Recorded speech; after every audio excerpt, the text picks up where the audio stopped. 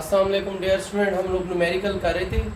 Chapter 3 के numerical हमने शुरू किए हुए थे। 3.1, 3.2 और 3.3 आप कर रहे हैं। 3.1 और 2 कर लिया था। अब इसकी स्टेटमेंट पढ़ते हैं। How much force is needed, कितनी फोर्स की जरूरत होती है टू प्रिवेंट, रोकने के लिए, a body of mass 10 kilogram, 10 kilogram के मास को नीचे गिरने से रोकने के लिए। फर्स्ट करें, ये कोई हाइट है, ये है जी सतह जमीन, सरफेस ऑफ अर्थ है। यहाँ पर एम मास जिस्म पड़ा हुआ है और उसने बता दिया है कि इसका मास है जी 10 किलोग्राम। अब ये गिरने वाला है, देखें एज पर पड़ा हुआ है। अब हम पकड़ के इसको यहाँ नीचे गिरेगा, यहाँ गिरने से रोकने के लिए इस जगह पर हम कितनी फोर्स लगाएंगे? डेफिनेटली इतनी फोर्स लगाएंगे जितना उसका वेट होगा। कैसे मेरे घर लोग तवज्जो दें, ठीक है? तो कितनी इसका होगा उतना जिसका इसका क्या है वेट है। तो बेटा जी क्या आ गया हमारे पास? गिवन डाटा क्या आ गया? गिवन डाटा हमें मालूम क्या हो रहा है? उसने हमें बताया सिर्फ मास है जी 10 किलोग्राम। इस जिस्म को रोकने के लिए कितनी फोर्स लगानी है? ये बॉडी यहाँ से नीचे गिर रहा है, हमने इसको बचाना है, यहाँ गिरे ना, तो वेट कितना मालूम करना है? तो हमने फाइंड क्या करना है? टू फाइंड, ठीक है जी। टू फाइंड क्या करना है हमने? उसका कहते हैं कि मास गिरने रोकने के लिए कितना वेट होना चाहिए। तो फार्मूला क्या आ रहा है हमारे पास? अगर हमें मास दिया हो और वेट मालूम करना हो तो हमने इसी चैप्टर में पढ़ा था W इज इक्वल टू क्या था? mg, जबकि g की वैल्यू अंडरस्टूड है, वो होती है 10 मीटर पर सेकंड स्क्वायर।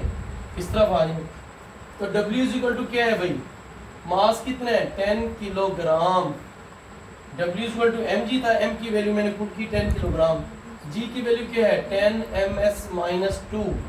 10 को 10 से मल्टीप्लाई करो बेटा जी, तो 10 को 10 से मल्टीप्लाई करें कितना आता है? 100। और ये यूनिट क्या आ जाएंगे? kg-ms-2, यानी किलोग्राम मीटर पर सेकंड स्क्वायर। और हमने पढ़ा था न्यूटन सेकंड लॉ में कि kg-ms-2 किसके बराबर होता है? न्यूटन के। तो हम यहाँ पर लिखेंगे W is equal to 100 kg-ms-2 बराबर है न्यूटन के।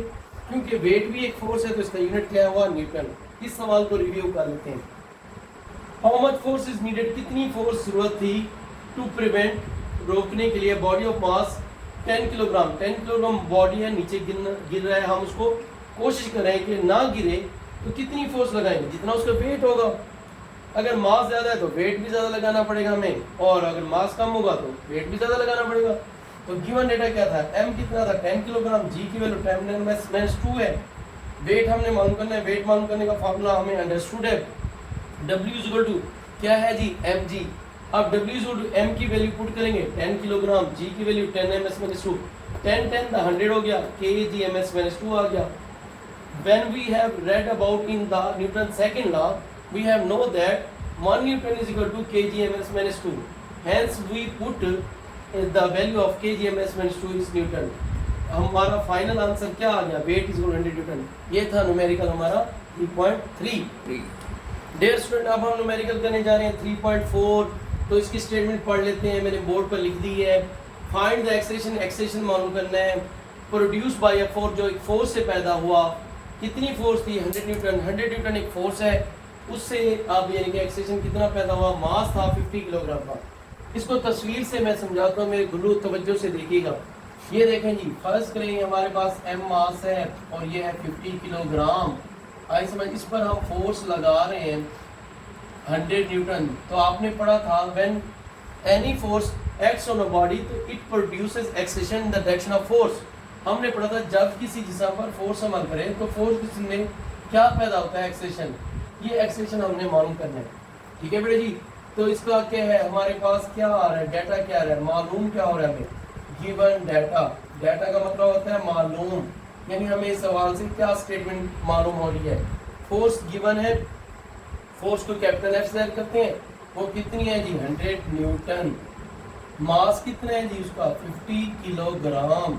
और हमने फाइंड क्या करना है, यानी उसने क्या कहा है हमें? क्या बता कर दो, हमारा मतलूब क्या है? मतलूब ये है कि एक्सेलेरेशन क्या है। क्या फार्मूला आएगा हमारे पास? Formula and solution. अच्छा जी बेटा जी, अगर हमें फोर्स दी गई हो और m दिया हो, a मालूम करना हो, तो हमारे पास फार्मूला आ रहा है F is equal to ma। What is F is equal to ma? It is a mathematical form of Newton second law of motion. हमने मालूम क्या करना है, a मालूम करना है। मैंने अभी कहा था कि a मालूम करना हो तो m इधर जो चीज़ मालूम करनी है उसको उससे सेट बना दें, बाकियों को दूसरी तरफ ले लें, तो m को उधर ले लेंगे, m इधर मल्टीप्लाई और उसमें जाके क्या हो जाएगा divide, a is equal to क्या हो जाएगा f ओवर m।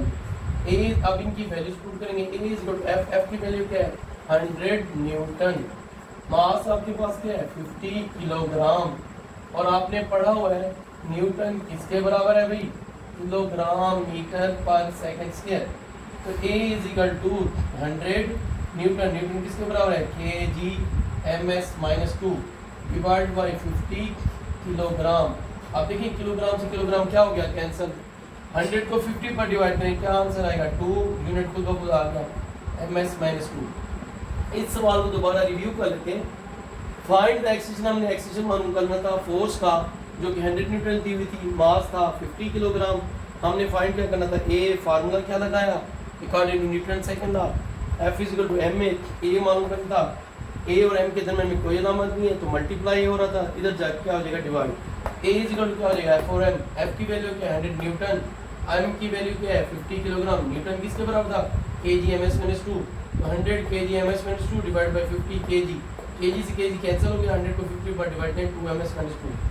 ये था न्यूमेरिकल 3.A4। आप तवज्जो से बेटा जी, मैं एक ऐसा टीचर हूँ, मैं अपनी तारीफ का अपना समझता हूँ कि बड़ा लीनियंट किस्म का शफीक किस्म की तरह मेरा तरीका ही ऐसा है। एक तो पढ़ाई होती है ऐसे, इसको मैं समझाता हूँ बड़े अच्छे, कोशिश करता हूँ आपको भी पढ़ाई इस तरह से लेनी चाहिए इंजॉय करके। मैंने अपनी ज़िंदगी में किसी बच्चे पर सख्ती नहीं की, तो मैं आप तवज्जो आपसे रिक्वेस्ट करूँगा कि आप अच्छी तरीके से मेरी वीडियो को देखें, बार बार देखें, इंशाल्लाह आपकी कंसेप्ट क्लियर होंगे।